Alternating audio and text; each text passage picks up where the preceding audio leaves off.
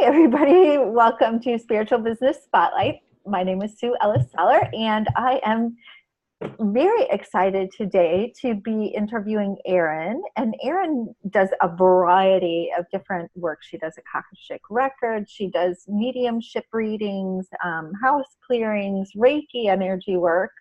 Hi, Erin, welcome. Hi, how are you? I'm doing really well. Thank you. How are you today? Good. It's finally sunny here. It's like 80 one day and then 30 the next with rain. So it's finally Oh, nice to see some sun. Midwest. Yes, Iowa. Okay. Yeah, so it's very volatile here. You really can't prepare. Right. Well, I'm from Indiana, so I understand like 80 degrees Yep. difference in one day. Then So, it snows at night. It's a hard time of year with the kids and school. And it's like, what do I wear today? I'm like, you need to check the weather because, you might need to wear shorts and a sweatshirt. right. Oh, yeah. Yeah, definitely. And this time of the year is so, it's on the one hand, it's nice. Everything is starting to come out of the ground and everything. But on the other hand, yeah, you cannot predict what's going to happen from one minute to the next, it seems like. No, because it was kind of nice. It was been cloudy all week, but then my son plays baseball 3 days a week, and his 2 games this week were canceled because it was so rainy and thundery. It's like Oh, you try. wow. So then they kind of postpone all the games, so it's hard to get a flow. Oh, yeah, I can imagine. I can imagine. But with your work, there's a different kind of flow and a different kind of predictions going on there. So why don't you tell us a little bit, because you have such a fascinating background, and the work that you do is really, interesting, and it's things that people really need these days. So can you tell us a little bit about your work? Yeah, so I would say my journey in the spiritual, kind of working with clients. I'm newer. I kind of always have felt an understanding, like I think there's more, because I would have lots of premonition dreams. I know I had a snoring ghost that would always be by me when I slept when I was younger. Oh, wow.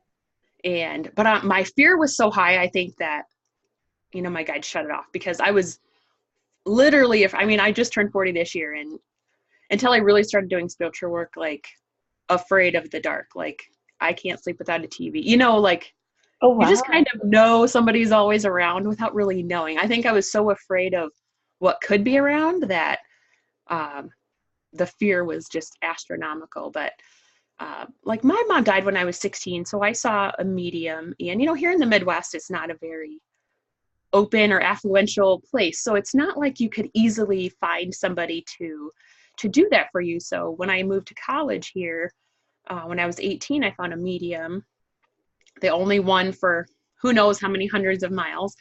And, she just kind of told me, your mom wants you to stop crying when you're alone. Like, I'm a very strong person. I don't show emotions. And for her to kind of say that was like, oh, I know that it's real.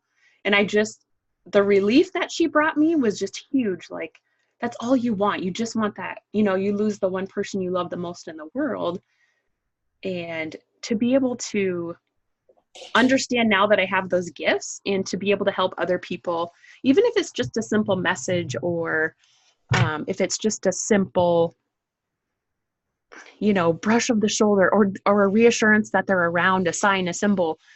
It's such a gift to be able to give that to people, because anybody that's lost anybody, lost a love, lost a loved one, a friend, a family member, it is devastating. Like for me, I literally shut off. I Mhm. controlled everything in my life from the time I was 16 until now, um, until the last about year and a half, 2 years. And you just control your environment. You control who you talk to. You control your relationships, the work that you do, like you're preventing yourself from trying to get hurt. So it, to be able to kind of switch that for myself and heal and do all of the really deep work that I've never been able to do until I did spiritual work has been really huge for me. So, the mediumship and the Reiki and spirit and channeling and angels and just everything that spiritual work has offered me is just what I hope to in turn be able to help other people with, even if it's just one person that I can affect in a good way, like that's all I could ask for, because it's just, I don't know how you probably have kind of a, your story, like my upbringing was challenging, left a lot of emotional baggage that you don't really, I knew I stuffed everything down, but I didn't understand how much you stuff down until you start really doing your shadow work and digging in. And for me, how I describe it is like one of my meditations was they showed me unzipping and dropping half of myself, Oh, wow. letting me release, kind of. So I've seen a lot of death in my life, traumatic, tumultuous, prolonged illness type of death from my family members. And one of my meditations, we were on a beach and they all lined up and they kind of apologized for what happened. They were sick. It was not like I blamed them, but I didn't understand how much I had taken in, because it started when I was very young. And they just showed me unzipping and dropping half of me on the beach. And they're like, okay, you're done. You're done with it. Like, and I felt it like leave, it's just, I would assume everybody on the spiritual path kind of knows what I'm talking about. Like they literally can feel, Like things that. dropping. Yeah. Oh, The cutting, the clearing, the grounding, the everything that you do, and I think it's all compiled because, clearing your chakras and grounding and protecting, because you're an empath, you don't understand for 40 years, you're taking on these emotions, these feelings, the illness, the pain of everything, of everybody you've ever touched. Like, for me, I'm somebody who, I might seem closed off, but I always have the best interest of other people in mind. And I would do anything to help somebody because, I never really knew that I knew what they were going through. I could feel what they were going through. You can kind of call them out when they're really hurting and they don't want to admit it. But in a way to help them, so I never really knew that me doing that all these years was kind of spiritual work. But now that I can kind of protect and clear and not keep all of that stuff, it's made a huge difference in how I feel. My anxieties, pretty much, I'm not going to say I still don't have, bouts, but I don't live in it anymore. My anxiety is pretty much gone. My depression, those racing thoughts, waking up in the middle of the night, like all of that stuff has just like kind of been lifted. And that in itself is amazing. right. Oh, yeah, I can imagine. And I understand exactly what you're saying, because part of it might have been the fact that you were taking on everybody else's emotions, like all of those emotions, and then not being able to process or understand how to fully, like, you didn't even need to integrate it. You just have to say mine, yours, Mm-hmm. really. And I really like that you brought up protecting yourself and making sure that you are watching out for your own energy. Mm-hmm. Yeah, And you definitely, and it's definitely a process of, I have a spiritual mentor and I've done lots of classes. I read lots of books. I'm kind of always soaking things in. And one thing I've really learned on the spiritual journey is I take the basics from lots of different things and I have to make it work for me, because right. basic protection methods have not worked for me at all. So developing mine, and I think it's almost like you're giving permission to everybody to, like I always tell people, anybody that I work with or just anybody in general, like, you take what I tell you and then you have to make it work for you. Because if I say you have to do it this way, then you feel so much pressure, like it's not working, I'm doing something wrong. So, for me, I've been able to kind of let go of all the prerequisites and do what works for me. If an angel comes in, it's because I need that angel. I don't necessarily call on a certain angel, they come in. Or, so for me, it's really like a lot of times I'll just, like, I remember before going into Target at Christmas time, I just hate Christmas shopping just because the people and the energy is just not, it's a little more negative. And I remember sitting in the Target parking lot and I just said, what do we need to do here? And Michael, like, covered me in blue electricity. Never seen it before. And I'm like, okay, and I just trust it. I trust that's exactly what I need. And it worked because I didn't, people weren't making me angry, and they're just, I think it's the rudeness that I have a hard time with. At Christmas time, people are just so busy and they have so much going on. So I kind of struggle with wanting to go shopping or being out in public, but, so I just asked them, what do I need right now? So that's kind of what I love is, like, I like to kind of have everything be custom. Like, one and dones don't always work for me. So I always just ask, what do I need right now? What do they need right now? What's most important? So I think it's kind of cool in the process how we all can maybe do things similarly, but we might do them a little differently also, but we still get good results, Right. Right. Sometimes it's not necessarily the 1, 2, 3 following the directions, but really kind of the overall intention, like setting the intention and allowing the work to come through you. Mm-hmm. Yep. And I think, kind of letting your ego go enough to do that is definitely a lot of work. For somebody who's controlled everything their whole life, that has been a challenge for me to go with your first thought. So now anything I know, if something is in my mind before I even speak, I know that I just need to say it and be done with it because that's there. You know what I mean? So like, I've really been able to let go and just go with it. So, kind of that ego part is I've not conquered. Nobody's perfect. I'm never perfect. But for me, it's just pretty easy now to be like, ooh, like you say it before you even know what's happening. You're like, ooh. But that's really good. And that's part of the skill you have to say, or the practice you really is being able to allow what comes to flow instead of trying to filter everything or really like,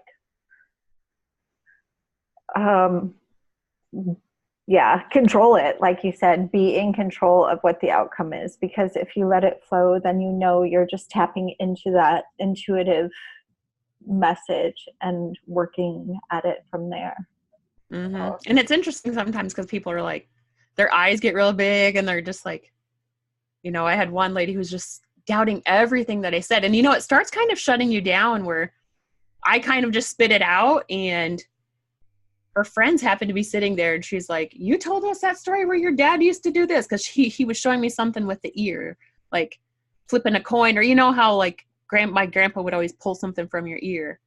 And she's like, nope, he never did that. Nope. And her friends were like, yeah, remember. So it's such a conscious process, because I say whatever I'm getting, because it doesn't always have to make sense to me. Right. Totally. I always kind of say days, weeks, months ahead. You might see a picture, somebody might say something, and it'll kind of make sense. So kind of letting yourself just be in that moment also is part of the process. We're kind of just the conduits. We don't necessarily have to interpret or understand. We just have to kind of, relay what's going on. And right. And I think that shows up in my life a lot too, as far as like the perfect image or the perfect little sentence or just something, you're thinking about whatever.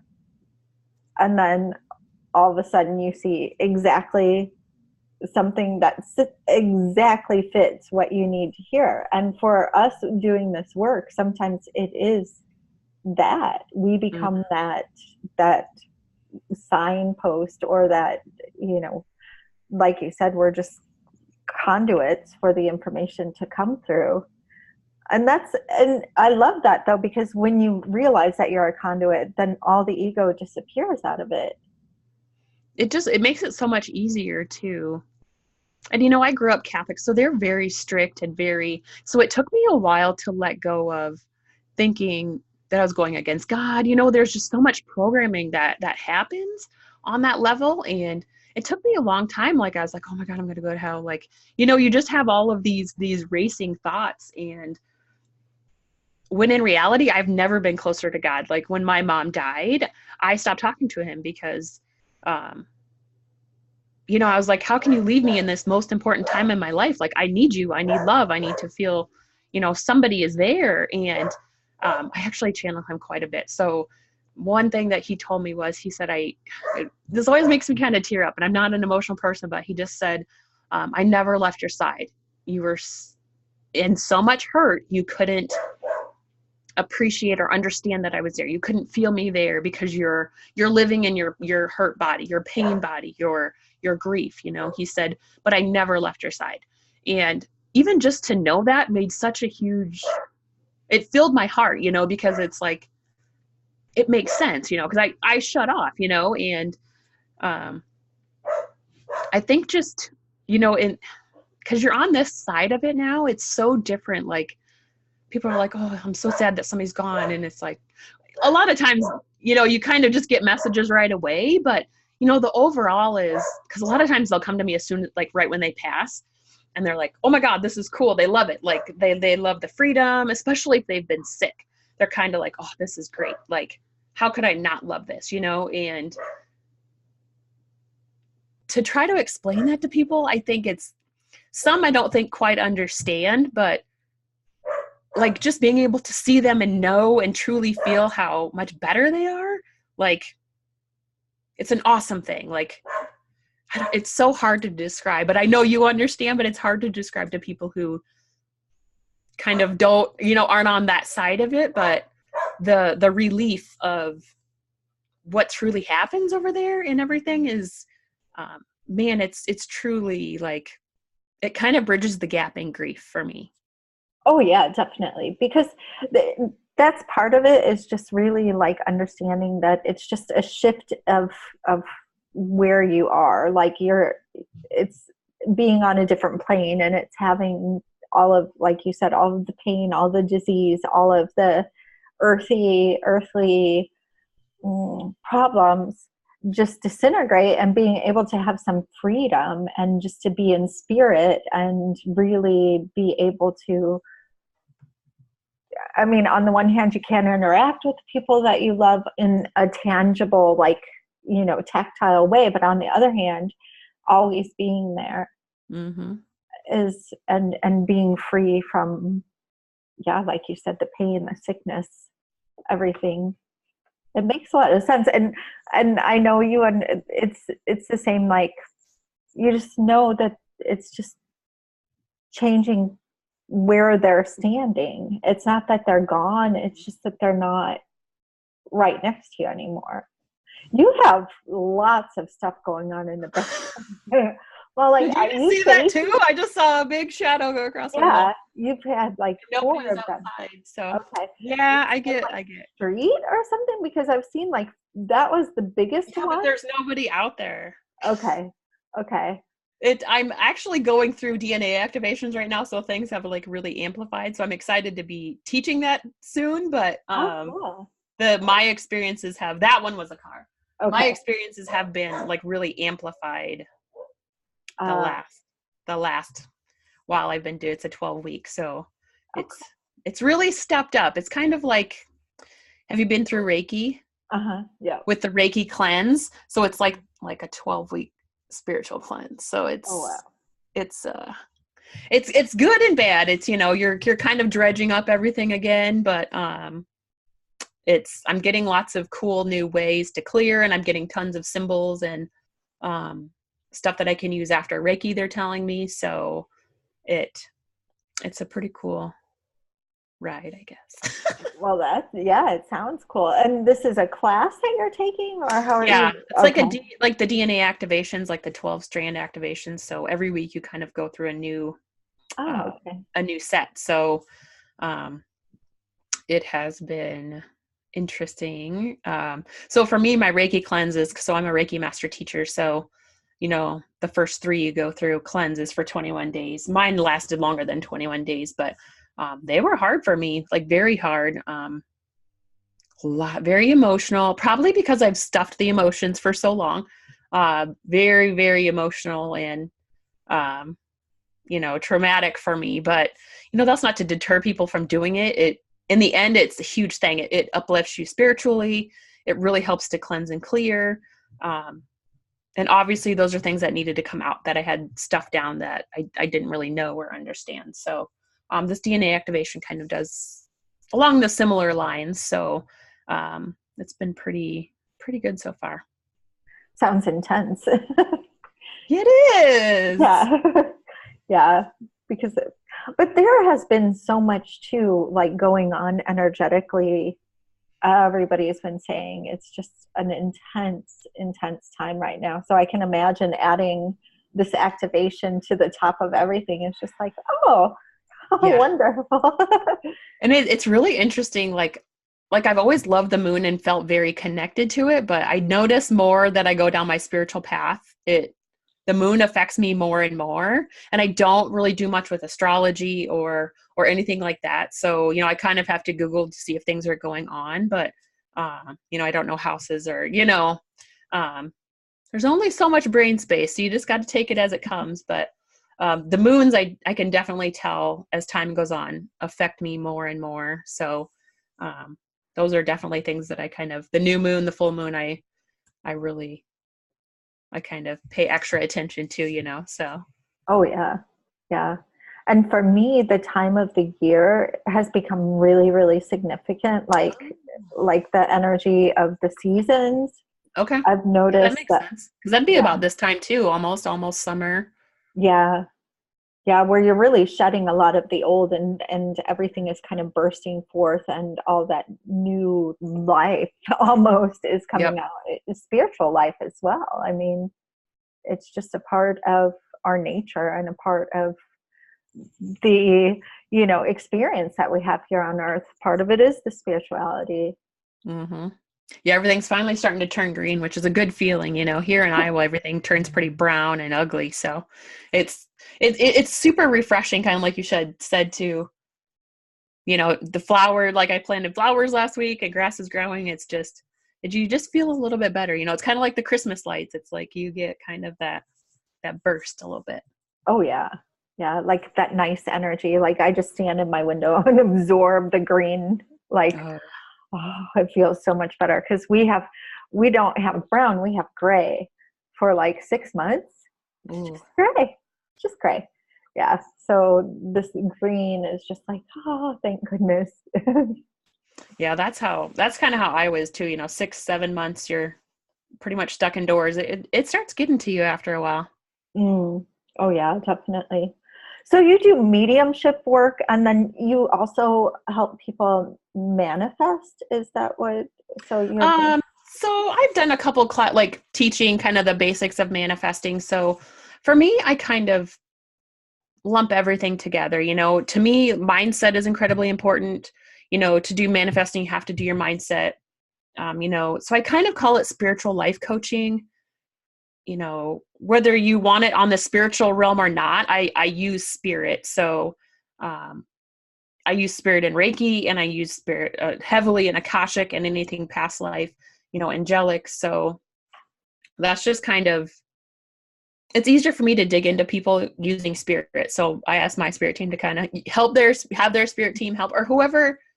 For me, I always just ask whoever needs to come forward. So if it's their spirit team or a grandma or a friend, whoever, angels, they usually kind of step forward for me. And then, you know what I mean? For me, everything's like so custom because somebody might come to me because they need self-worth, but in reality, spirit says, no, they kind of need this, So if I'm doing Akashic, I usually talk to the person ahead of time because I kind of do that in private and then I send a report. And then there's time left in that session for questions, if they have questions about anything. Because I kind of go really deep and I do some like intensive clearing and cutting and stuff during that session. So I found it's just better if I do it. Sometimes it's harder if you have to stop and answer questions while you're doing it. So I prefer to do Reiki and Akashic privately, and then I kind of send like a audio file and then time for talking. But, I kind of discuss with the person ahead of time what it is they're looking to do. And then a lot of times the spirit will be kind of like, oh, they kind of really need this. So then I just kind of talk with the person and say, this is kind of what they're saying. So it's kind of a custom, if somebody's like, nope, this is what I want. So then I focus on that. But usually spirit kind of says, or, we can work on that, but they really need to meditate and do self. So there's a lot of homework. It's all custom. So, one person might just need to meditate and one person might just need to like punch stuff, like take boxing classes. You know what I mean? Just, Right. so I kind of like that part about it, because it's not a program that everybody has to, kind of like I said before, the individuality of it, because we don't all need the same things. We might need a basic, but so, for me and in the work that I've done for myself, it's, the mindset has been really huge. For me, I had to change my mindset to be able to manifest, to be able to, for me to tie everything together. So, I'm definitely not like Abraham Hicks type manifesting, you know what I mean? But, I've read the books, listen, you kind of, for me, I soak in all the information I can. So I kind of take what I need and make it work for myself. So, and I just try to make things simple for people. If they want to have one-on-one sessions, that's awesome. If they just want to follow my Instagram and see the tips that I put, then that's what they need, and really I've really just left my spiritual work open. So that's why I'm doing the DNA activations. I was like, sounds interesting, because if I enjoy it, then I'm going to teach it. I kind of did the same with Akashic. So I kind of learn as much as I can. And then, if it's something that really resonates with me and really clicks, then I kind of turn around and do it for other people. So. Right. Well, that's good too, because I think that right now we're at a tipping point too, with kind of needing more people to learn this. And there's so many people who are interested. So if you're absorbing all this information and then you're able to actually teach other people how to do it, that's wonderful. Yeah. And it's kind of, it's interesting how the Midwest isn't, I'm not going to say super open spiritually. So it's interesting when you're just kind of talking to people you've known and they kind of say something, you're like, there's kind of the trigger words like, God, there's a guy that I work with, and he kind of he mentioned something the other day, and I'm like, I've known you for 7 years. You've never once said that word, which it's kind of like a spiritual word. And I'm like, so it's nice. Then you can kind of start. So what I kind of do now is I kind of just talk to people just on a normal level and just try to help them without them having to ask. If I've always been somebody people have come to for advice, to vent to, so now that I kind of know why that's always been happening, I just try to make them dig a little deeper, like take some responsibility for yourself, know what's going on, like, and I never just sit there and if I'm having a conversation with somebody, ask their guide. You know what I mean? I have Right. that very fine line for myself of, I never invade somebody's private space without consent. But, I just ask my guides, is there something I can do for them right now? Like, is there something that they need? Do they just need a shoulder? So I'll do that approach, but I won't be like, okay, contact their guide to, so I think being able to do that now is more helpful, because I still want to help people. But if you can do it a little bit more directly, Oh yeah. Yeah, because that's tiptoeing a fine line as well. Sometimes is really kind of, okay, I know something, but I can't, what's the word? Invade your privacy or something like that, really, by like, oh, okay, your guides are here, and then, mm-hmm. my guides are telling me something, so I'll just kind of keep it on a human level instead Yep. of going that one step deeper. Yeah. So usually, you kind of turn it off. So, I most of the day I'm so busy anyway with my job that I don't even think twice. But I'll get a lot of random thoughts that I kind of write down for myself, if there's something I'm supposed to be doing or working on, or, those random thoughts. So I kind of jot them in an app that I have, and then, I kind of move on, so I definitely don't turn on 24/7. It's too much. You know what I mean? There's not enough mental space for 24/7 spirit and kids and job and bills. You know what I mean? You don't have that type of headspace. So, Right. so in reality, I just kind of shut down most of the day, and then, unless I always just kind of leave it open. Like, if there's something that you need me to know, you need to discern it so I can understand, and then it needs to go back up. Like the wall needs to go back up. So that's just kind of how I've been able to help myself, really. Well, and it's important to be able to have that boundary, or to have those boundaries in place, because I know sometimes, like yeah, right after I got my first attunement, and I would go anywhere and it was just being assaulted by everybody else's feelings and emotions, and you can't really go anywhere because you're like, wow, like, but if you have to learn, okay, now is a good time for me to be able to do this work, and okay, or now is time for me to do like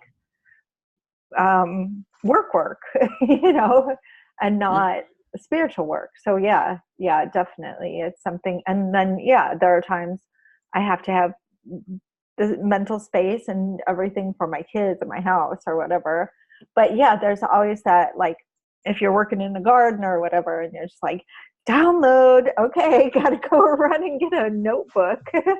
I know sometimes you're just like, oh, I gotta write this down, because sometimes you're like, man, that was a good thought, and then 5 minutes later you didn't write it down. You're like, crap, you're just like, God, that was a good one too. And so it's funny how it happens, but it's, I think it's just a process, and you just, like lately, especially with these activations, things have been ramping up, and I don't know, like I see lots of galactic things, and it's something that happened after my retreat in Sedona.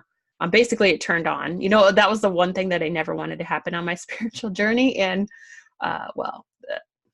it happened. And actually on my TV this week, we use like Sling TV. So it's a streaming.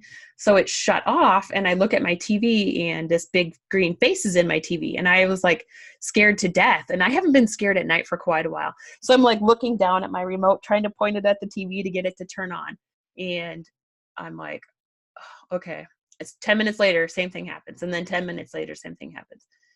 And so then I was just so scared I couldn't sleep. And because I kind of have a 6-foot protection boundary at all times. And, they know they're not allowed to wake me up or touch me while I'm sleeping. And I was kind of channeling about it the next day. I'm like, listen, guys, what's up with that? Because that really freaked me out. I don't want that again.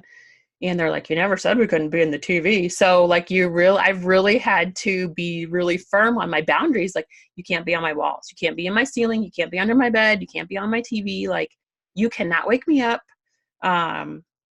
Because it's so scary when there's spirit there and you're sleeping, because you wake up suddenly and something is there. Like, and I wear glasses. So if my room is dark and something is there, you're just super freaked out. So you really have to, the more you evolve, you really have to, be, strict in my process. So I had to be like, no, you cannot wake me up. You cannot wake up my kids. You cannot wake up my dogs. You cannot, like the house is a no holds bar. You are not allowed to disturb us while we're sleeping, anything like that, because they thought it was funny. I'm like, dude, that's not funny. Like, not at all, not at all, And I'm like, if I could see that without my glasses on, I'm way freaked out. So, it was definitely a, and it's all a learning process. They're like, well, now, like, you got to be more specific. I'm like, wow. I said, I thought we had some,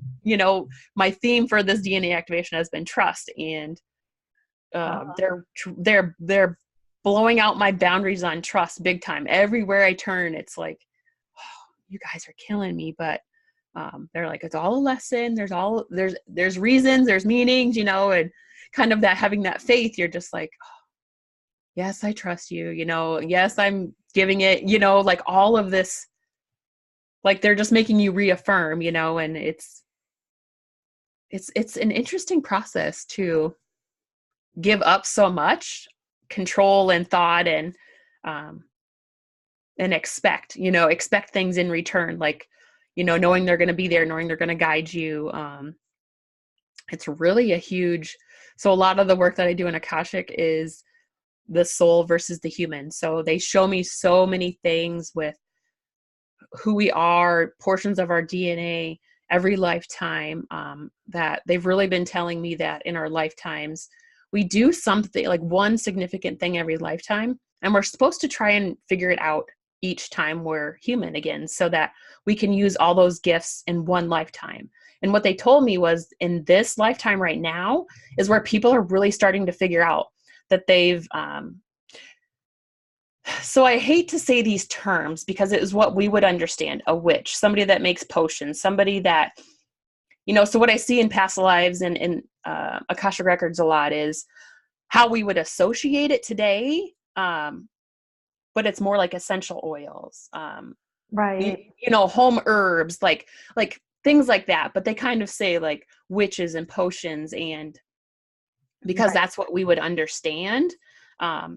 But like this lifetime is what they're telling me is where people are figuring out everything that they've done in the past so they can use them all together. So I think that's why, for me, like, I'm not a braggy person, but for me to be able to kind of make all of these things work, to me, is a huge thing, because not everybody can do everything. And I work really hard at it. I do courses and reading and practicing, and you know what I mean? I work very hard because that's just who I am. But as a collective, everybody's kind of being triggered and figuring out, man, this seems so familiar, like the essential oils and how to use them, more and more holistic doctors. You know what I mean? Like, people are really, they're telling me the theme for this lifetime for everybody is they're kind of collectively, what they show me in the past is Reiki wasn't really Reiki in the past, but there was forms of energy work. So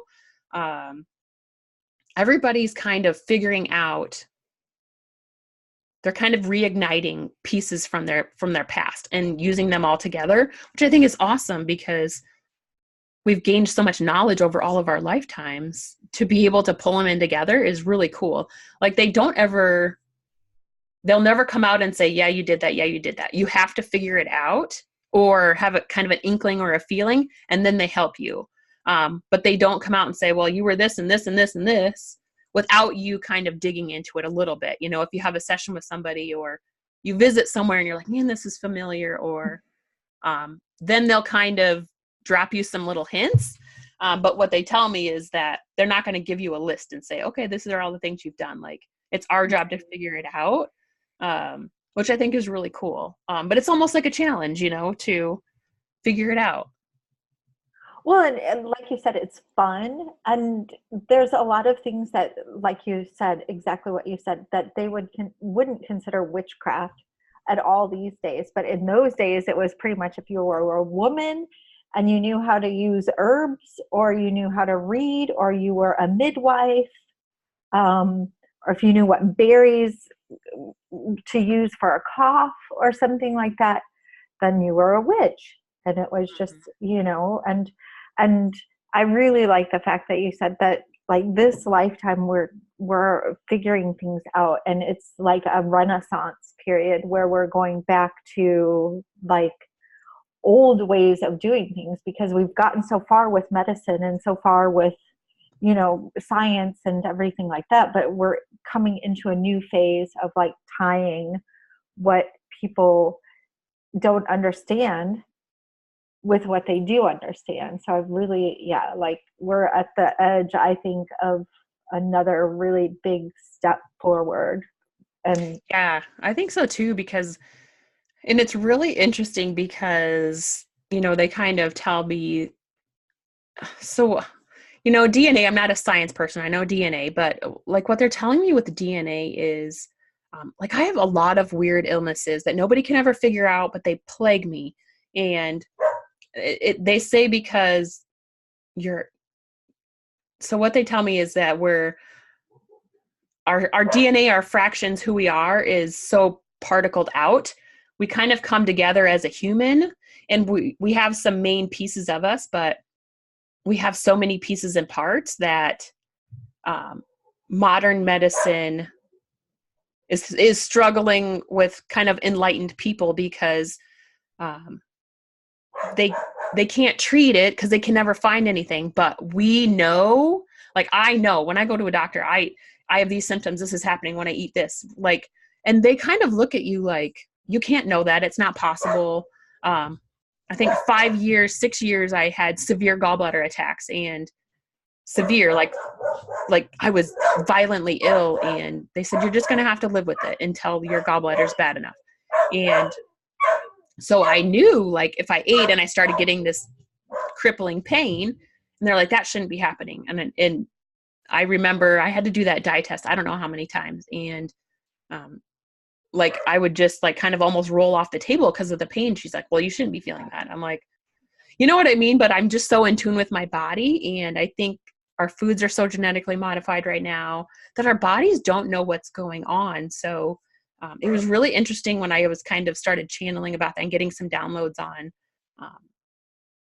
kind of that part of it. You know, I think kind of the more, I prefer natural and holistic and organic, and it just works better for me because I have a lot of food allergies that most normal people don't have. And it's just an interesting, because they kind of tell me as a collective, people are just kind of taking their bodies back and taking control. And that's why there's a lot of illnesses right now that doctors can't figure out, a lot of autoimmune stuff. They're quick to label autoimmune stuff because they can't really figure out what's going on, what's causing it, how, you know, it's an interesting time, I think. Oh, definitely. Definitely. And, you know, talking about that, I read something from somebody the other day, and they're saying, oh, you know, there's this intersect between spirituality and wellness, or like diet and exercise and everything like that. And saying it, looking at it from kind of a negative perspective. But when I look at that, I think that in order for me to live my best life, I have to feel really good.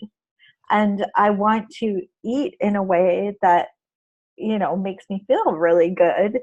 And then your spirituality, everything is like, it kind of feeds into each other and everything. So like you said, good, you know, bio-produced, organic, chem-free, we'll say chem-free. My daughter is like, everything has chemicals, Mom, because she's a chemist. So everything is chemicals, you know. But yeah, like the pesticide-free, we'll say that. Pesticide-free, you know, organic, closest to real food. Yeah. It's good for you. That's what your body recognizes as being food, and it understands how to process it. Mm-hmm. And then, yeah, and it helps your spirituality. It's really an interesting, you know, kind of connection, but it's there. It is. And you know, it's just something that I've kind of, you know, in Reiki, you kind of learn about blessing your food and doing those. But it's like, I have a lot of food intolerances anyway that I've known about for quite a few years, and lots of allergies anyways. But it was just recently where I started kind of asking my guides, like, is this going to affect me? You know, and I had a session with somebody, and she's like, oh man, you know, tell me everything that you're taking and doing. You know, cause I make our laundry detergent. I try to have as many, like, my eye makeup is just, you know, normal makeup with probably bad stuff in it, but otherwise anything I put on me, or, you know, I try to make it as chemical free as possible. And, so it's just been recently where I've started to ask my guides, like, oh, am I going to pay for this? They're like, yeah, like, you need to make a choice, you know, and they're like, you keep eating it, it's your problem. Like, but it's really lately where they're kind of like, you know, or I ask, because I get kind of frequent sinus infections, and I'm like, is this, if I have to do a session, I'm like, is this cold medicine going to affect me? They're like, no worse than the sinus pressure you have. You know what I mean? Or they'll just kind of say, like, no, you shouldn't have caffeine right now. Or, no, they'll kind of say, like, take your watch off, like my Fitbit, if I'm doing a session or so. And a lot of things with it is I expect them to just tell me what I need to know. And they're like, you have to ask. So, Okay. so it's, I kind of just do it once a week, because I'm not really good with like constant, like, oh, thank you, and this and that. And they get that. That's just our relationship. But so I kind of say once a week, you know, if there's things I need to know, I need you to tell me. I don't want to have to ask you. Let me know if something I'm going to eat or drink or whatever isn't going to agree with me. because I've been having these attacks where it just takes me down for like 4 or 5 days, like Oh, severe, wow. like gut pain and illness. And it's happened about 4 times in the last 2 months. So I'm really starting to try and ask and be even more conscious than I was before, because I have them as a resource. Why wouldn't I use them? So, but it's Right. a process, kind of like with all of it that I said, you have to kind of ask. And I do try and quickly bless our food. And I've downloaded some new symbols lately that have lots of food or health and that type of stuff. So I kind of throw that on. So, I think it's just a combination of everything that if I forget, it's not a big deal, but it's just nice to have the resources, the extra resources. Right, right. And that's one of the things too. I've been talking with a couple of other people. Having those resources is so empowering. Like having tapping into this energy and being able to ask your guides and understanding the lessons and messages that spirit sends to you is really a powerful thing to have in your life, even if you only tap in once a week, or if you say at every meal, is this going to work out for me or not?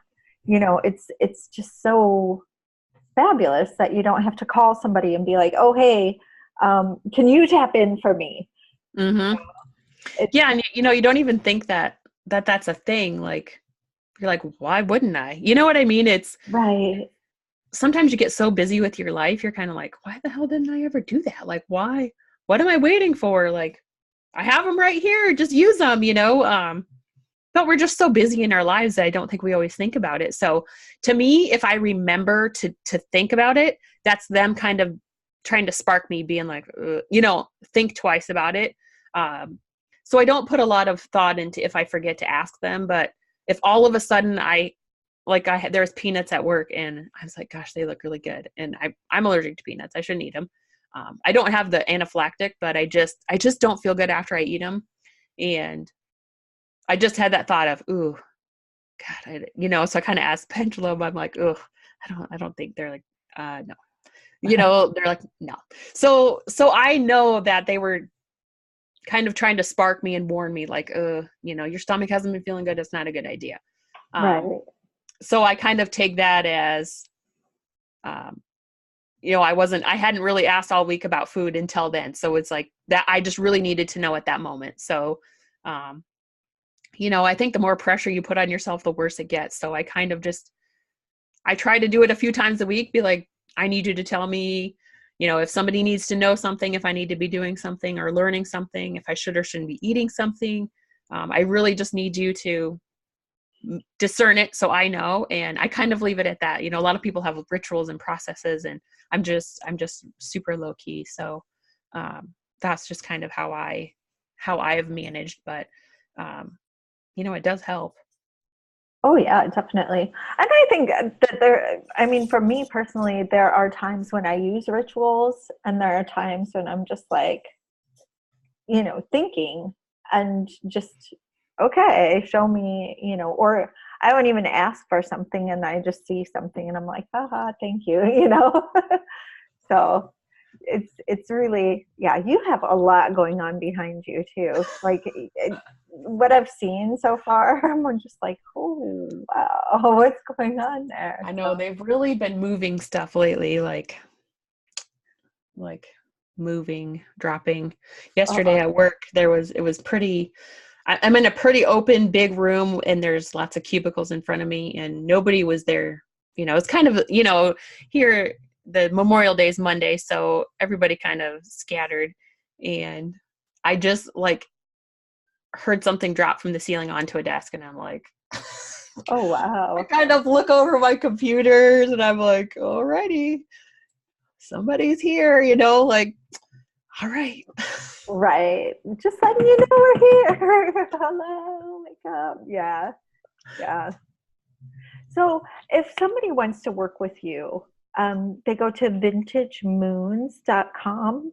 And Yep, that is my website. So you can book sessions on there or just kind of read about sessions. If you have questions, I have forms on there. You can fill out an email, or it's Erin at vintagemoons.com.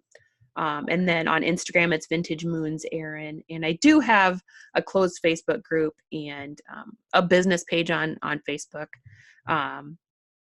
But I do a lot on Instagram, and I do some stuff in the closed group. I just haven't really figured out what I want to do in there. So, I don't do really very many card pulls because I do freelance graphic design work and marketing. So I just don't have a lot of like free time to do like interactive card pulls. 3 days a week we're at baseball and all of that. So I just haven't quite figured out in the group. I know people go to closed groups to gain something, and I just haven't really figured out what it is that I, for free want to give people. And it's kind of it's just kind of a process that I haven't really figured out yet. So I'm just not putting pressure on myself to figure it out. So, if you want to be part of it, totally awesome. Otherwise, Instagram, I kind of post, I post regularly on both. So, kind of interesting stuff, tips, tricks, if you want to know questions, just kind of a lot of that stuff on social media. So, but yeah. Yeah, it looks wonderful. And Erin is Erin, just to let people know, and so that they don't misspell it or try. Aaron is usually a boy name. So okay. I just have to make sure when I'm here, everything American falls out of my head and everything is German. Oh yeah, they probably. Yeah. So is there any last like advice or guidance that you would want to tell the listeners and viewers that, like, if they're open or if they're curious about working with spirit, what's your best advice for them? I'll say, don't be scared. For me, the preface is always, I have kind of my one routine I have is God, spirit team, guides, angels, masters, teachers, loved ones, galactic and elemental beings. That's always how I start everything, because it's always of love and light. So if you're really scared of spirit, scared of the negative, scared of what you could be calling in, just know that if you start the process of the spiritual process, whether it's you want to become a medium, whether it's because you want to just do it for yourself, meditation is like the number one place to start. Clear your mind, have an intention. So what I always do before I meditate is I have one intention. I write it out. So my meditation process that I created for myself is I walk through kind of a forest through a door, and then I lock that door. So that means I lock out my kids, my work, my bills, my husband. Usually I see their arms coming through the door and I close it and I lock it. So I'm kind of in a decompression room, and then I take a couple minutes in that room, and then I kind of go out. So I'm usually on a beach because that's just, my kind of my happy place. But I have one intention every time that I meditate. I don't leave it open. I don't try to cram 100 things in. So I'll say, what do I need to work on with this feeling of anxiety? What do I need to work on with why I was triggered today at work? What do I need to work on or understand or learn or clear? So that's kind of how I started. So, and it takes a little bit of time to learn to clear your mind. I did kind of start with some guided meditations on YouTube, but I quickly moved to just having music to drown out kind of my family and TVs. But I made that process for myself, and my guides really pushed through it, so that has kind of for me been the number one thing for me to kind of shed and clear and understand. And because that was when they really started, because I didn't know I was a medium. I didn't know I could be a medium. That was when they really started to bring in hundreds and hundreds and hundreds of basically spirits that haven't been crossed over yet. And they would have me cross over hundreds of spirits at a time, hundreds of them. I had to figure out how to sort them. I had to figure out how to line them up. I had to figure out, a lot of times suicides don't feel they deserve. A lot of times some people have questions, so I had to figure it out, like, okay, who's ready to go? So I always have, I think it's my guardian angel, Ophelia. She opens the door for heaven. So I do cross people over. Kind of just one of those things for me that just happens. So Ophelia opens the door and takes them up. so that's for me has happened in meditation, lots of clearing, lots of shedding my past, lots of, traumas and healing. That for me, meditation is what has really cleared everything for me. That's so and I don't do it a lot anymore. But it's very, for me, like, and I'm not the sit there like this. I lay down on my bed and, meditation is, you need to be comfortable. You need to try to have it be quiet. Some people can run or do that. I need it to be kind of calm for myself, but don't think that you have to fit into a meditation mold. If you like to sit outside in the sun, do it, put headphones on.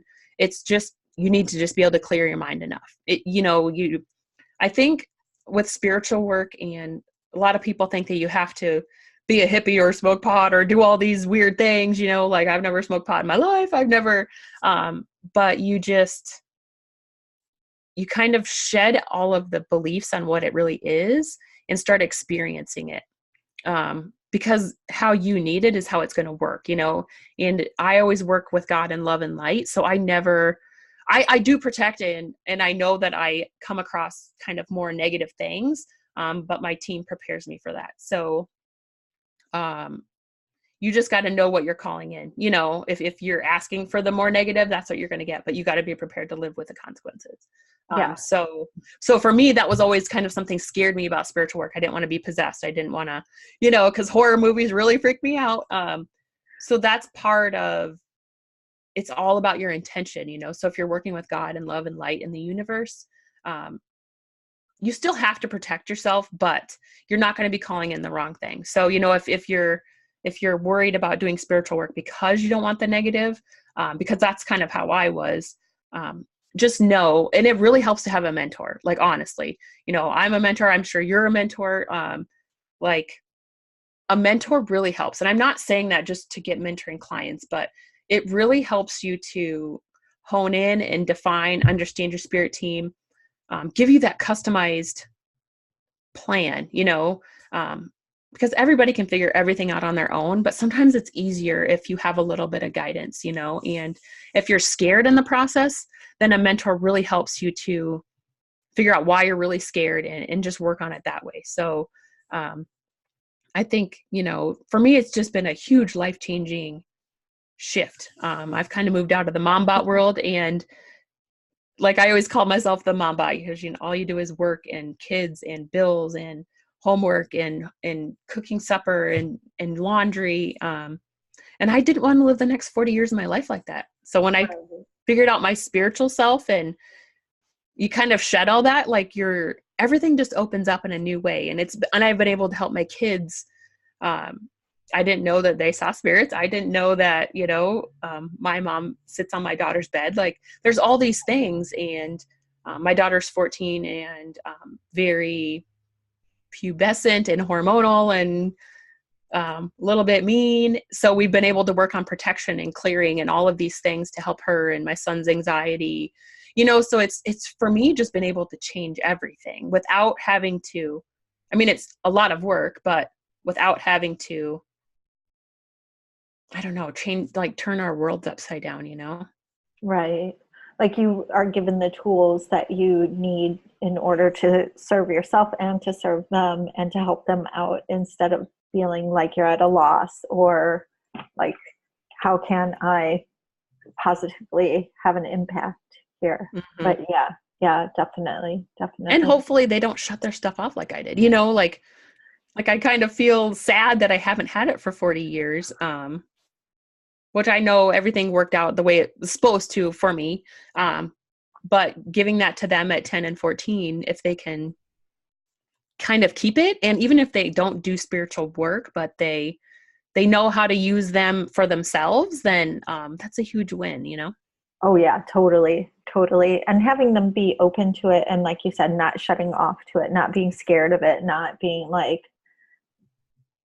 really like, like, I think you and I probably grew up in about the same era, and there was just so much scary stuff on TV or everything. Poltergeist.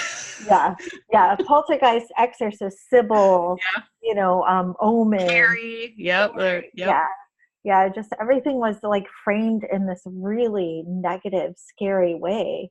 And then when you start working with it, you're like, oh my gosh, there's so much of a positive side to this life Hmm. that counters all of that. And like you said, I mean, it's really what you call into your space. Yep. It's really what you choose to work with and how you protect yourself and how you make sure that, you know, what you're working with is yeah, like you said, light and energetically on a different vibration. And I yeah, think knowing that we are truly the ones in control, like, that's what I had to tell my daughter was, Bella, you are in control. If you don't want the spirits in the room, you have to tell them to leave. I can protect the house and I can protect you guys, but you still have to tell them your boundaries, and she's 14, so it takes a lot of repeating because she doesn't always listen. But even my son, he's like, I'm scared, I'm having nightmares. I'm like, you have to tell them to back off. Like I'm trying to empower them to understand, like, you are in charge. right, And I think that's just part of the process too, is kind of taking control of yourself and knowing your boundaries. And I think it's always a work in progress, but just being able to give them that and not be so scared or, freaked out. My daughter's like, I don't want to go to the bathroom at school because there's always spirits in there. It's like, well, tell them to leave you alone. Like, you know what I mean?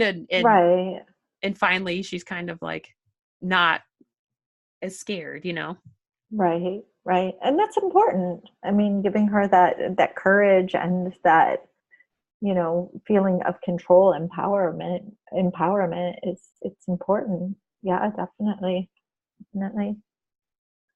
So, well, Erin, I'm going to wrap it up. I really appreciate you taking the time and talking to me today. And you're Erin, wait, no, yeah, Erin, no, Vintage Moons Erin on On Instagram. Yep. Vintage Instagram. Moons Erin. And then my website is vintagemoons.com. Yep. Okay. And I will put all of that in the show notes for Awesome. everybody when they look. And yeah, thanks again for such a fabulous interview and taking the time out to talk with me today. I really appreciate it. So, Thanks for having me on. It was great. I'm excited and hopefully we can do more in the future. yeah, yeah, definitely, definitely. So enjoy your DNA work that you're doing right I now. will. And yeah, yeah. And yeah, I want to check in with you in a little while and see how things Awesome. are going for you. Okay, Great. Have a cool. good weekend. Okay, you too. You Thank too. you. All right. Bye. Thanks. Bye. So thanks everybody. Again, that was Erin and let's see.